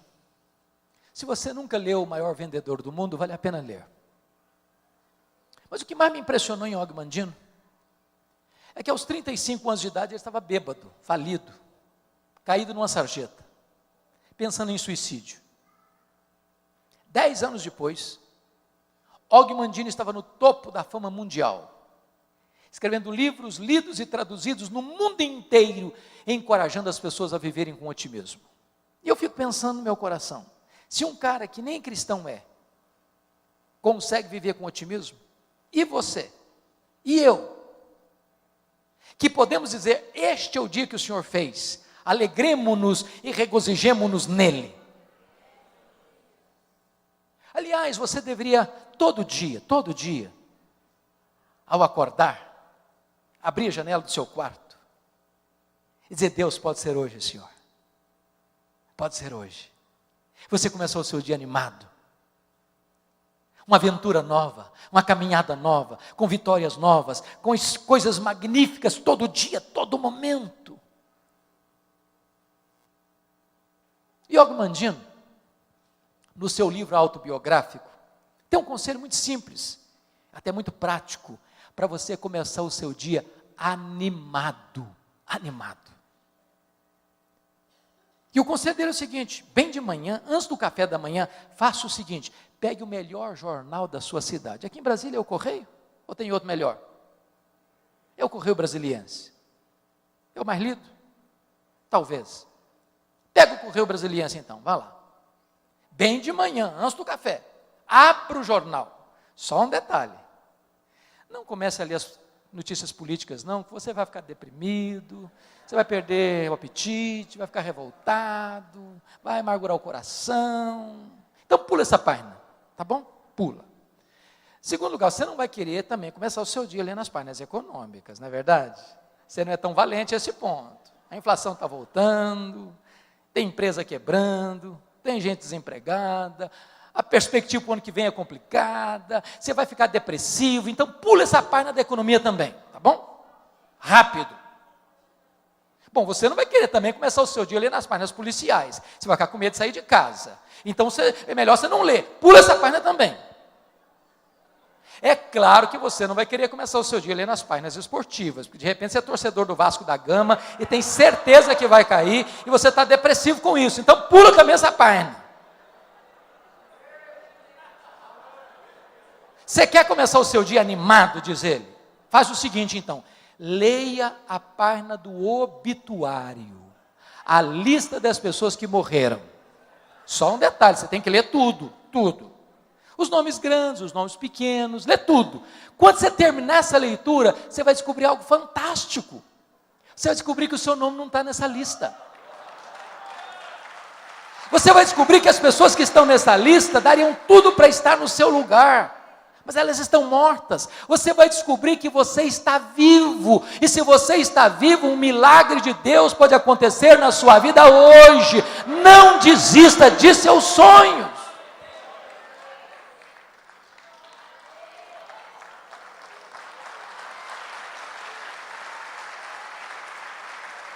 Esta mensagem tem um significado muito especial para mim. Isso porque eu sou fruto de um sonho.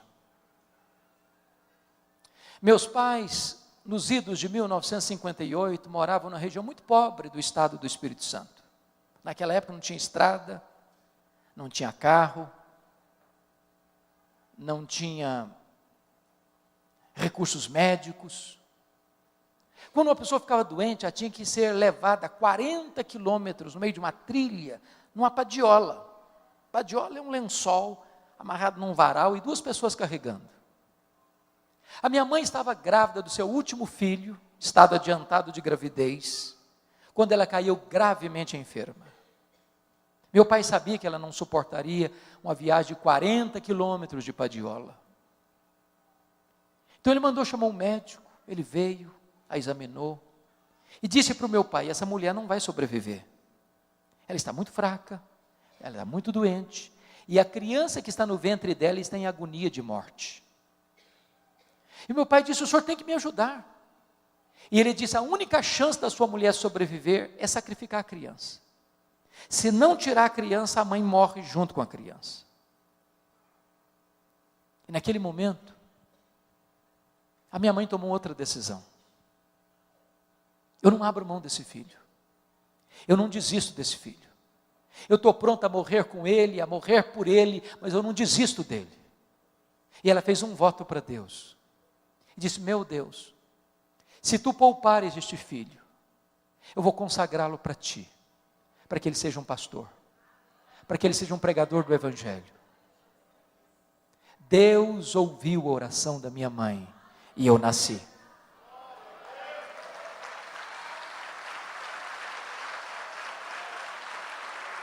Nasci na roça, já trabalhando na enxada, com as mãos calejadas. Com 8 anos de idade eu fui calçar o meu primeiro par de sapatos. Na minha região não tinha escola, a não ser escola primária. Nunca ninguém tinha saído dali para fazer mais do que 4ª série primária. Eu entrei na escola com 8 anos. Com 12 anos eu botei 4 listinhas brancas, uma gravatinha azul. Era tudo que se fazia naquele lugar. De uma maneira muito curiosa, eu tinha sede de estudar, uma vontade de estudar. Na minha casa não tinha livros, só tinha um dicionário velho, rasgado. Com 10 anos eu comecei a decorar aquele dicionário. Com 12 anos eu terminei o primário. Mas com 12 anos eu não sabia o que era luz elétrica. Com 12 anos eu não sabia o que era uma cidade. Com 12 anos eu não sabia o que era uma televisão. Com 12 anos, a minha professora que me alfabetizou disse assim para mim: eu sei o seu sonho de estudar, eu estou mudando para Vitória, você quer ir comigo? E eu disse para ela: se os meus pais deixarem, eu vou. Eu nunca tinha dormido uma noite fora de casa. Com 12 anos, eu subi na carroceria de um caminhão e fui parar no pior bairro da Grande Vitória, dentro de um mangue, do lado de um prostíbulo, um barraco de tábuas com 4 cômodos, com 10 pessoas. Foram tempos dificílimos na minha vida. Irmãos queridos, muitas vezes, eu namorei um pão na vitrine de um botequim. Meu estômago doía de fome. As lágrimas rolavam pelo meu rosto. Eu não tinha dinheiro para comprar um pão para comer. Muitas vezes eu acordava de noite com fome, não tinha açúcar para comer, não tinha farinha para comer, e eu dormia soluçando de fome. Eu tinha um sonho, e eu queria lutar por ele. A minha mãe sabe que nunca me contou o projeto dela com Deus. Ela entendia que Deus haveria de me chamar, em vez de eu ser sugestionado a ir para o seminário. Meu sonho desde criança era ser advogado e político. Eu nunca perdi um comício. Naquela época o comício era na praça, na rua. Enquanto o último orador não descesse do palanque, enquanto as luzes não apagavam, eu não ia embora. No dia que eu fiz 18 anos, exatamente no mesmo dia, eu tirei meu título e me filiei num partido. Eu tinha um sonho. Até o dia que Deus pôs a mão sobre mim e me chamou para o ministério.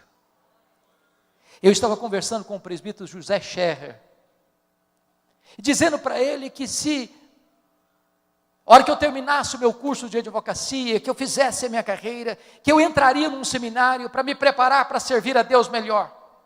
E aquele presbítero olhou dentro dos meus olhos e me disse assim: jovem, você quer dar a sobra para Deus, e Deus quer você por inteiro agora.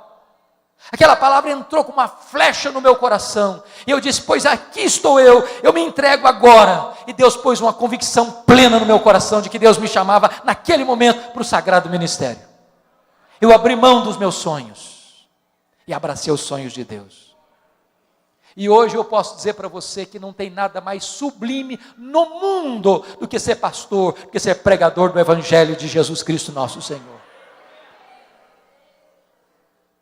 Antes da minha mãe morrer, ela me chamou à sua casa e disse: filho, eu preciso falar com você. E ela me contou essa história, e ela me contou mais. Ela me disse: meu filho, nesses anos todos, eu nunca deixei de me levantar da minha cama e prostrar meus joelhos e pedir que Deus capacitasse você, que Deus ungisse você, que Deus revestisse você com graça e poder para pregar a palavra de Deus. E eu abracei minha mãe, chorei muito com ela, e disse para ela 2 coisas. Falei: mãe, a senhora está me ensinando as 2 verdades mais importantes da minha vida. Primeiro, a senhora está me ensinando que um filho nunca é pobre, se tem uma mãe que ora por ele.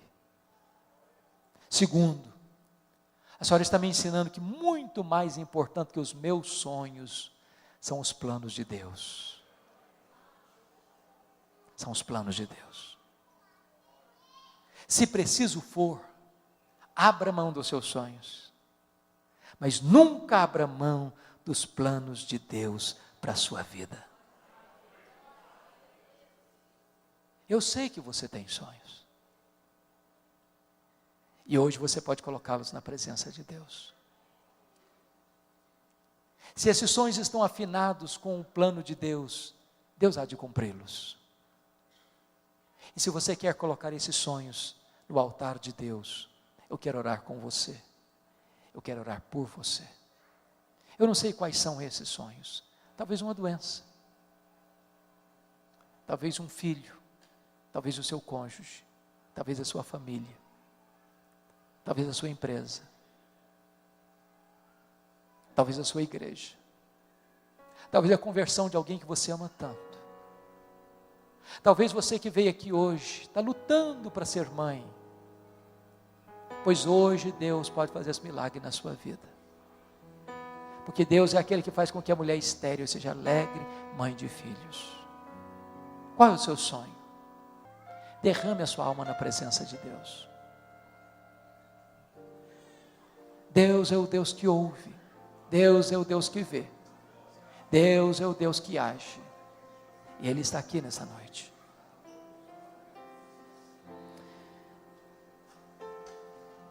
Deus, Tu és magnífico, revestido de glória e de majestade. Não há outro Deus além de Ti. Só Tu és Deus. Tu estás assentado num alto e sublime trono, mas também Tu te inclinas para ver o que se passa no coração dos homens. Então Deus olha para nós nesta noite, com graça e com misericórdia, contempla o clamor dos Teus filhos e das Tuas filhas, olhe dos altos céus e vê as lágrimas que estão sendo vertidas. Ó Deus, Tu és poderoso para sondar o nosso coração, para escutar os gemidos da nossa alma. Não permita que o Teu povo volte para casa de mãos vazias. Que o Teu povo, Deus, possa voltar para casa com um brilho no rosto e com a promessa da vitória nas mãos. Que o Teu povo se aproprie da Tua palavra nesta noite e que os milagres da Tua providência se historifiquem na vida do Teu povo. Exalta o Teu santo servo Jesus nesta noite, neste lugar, e glorifica o Teu próprio nome na vida da Tua igreja. Aqueles que estão enfermos, Deus, Tu és poderoso para curar. Aquelas mulheres que têm lutado para ser mãe, que nesta noite Tu ordenes a Tua bênção, que Tu abras a sua madre, para que daqui a um ano, estas mulheres compareçam aqui na Tua casa, com seu filho, a sua filha, nos seus braços, dando glória ao Teu nome por esta vitória. Se alguém aqui, Senhor, com o casamento abalado, restaura esse casamento. Se algum filho aqui, Senhor, que está vivendo um relacionamento estremecido com seus pais, converta o coração dos filhos aos pais, converta o coração dos pais aos filhos. Se alguém aqui, Senhor, desviado da Tua palavra, desviado do Evangelho, longe do Teu aprisco, traz de volta esta ovelha desgarrada, para que ela possa Te servir com alegria na Tua igreja. Se alguém aqui, Senhor, com o coração frio, ó Deus, vivendo um cristianismo apenas de rótulo, vivendo a vida cristã apagada, morna, apática, aquece esse coração, inflama esta alma, derrama sobre nós o poder do Teu Espírito. Ah, Senhor Deus, contempla o Teu povo, visita o Teu povo, fortalece o Teu povo, alegra o Teu povo, reaviva o Teu povo, exalta o Teu nome na vida do Teu povo, em nome de Jesus, para a glória de Jesus. Aleluia, aleluia, amém.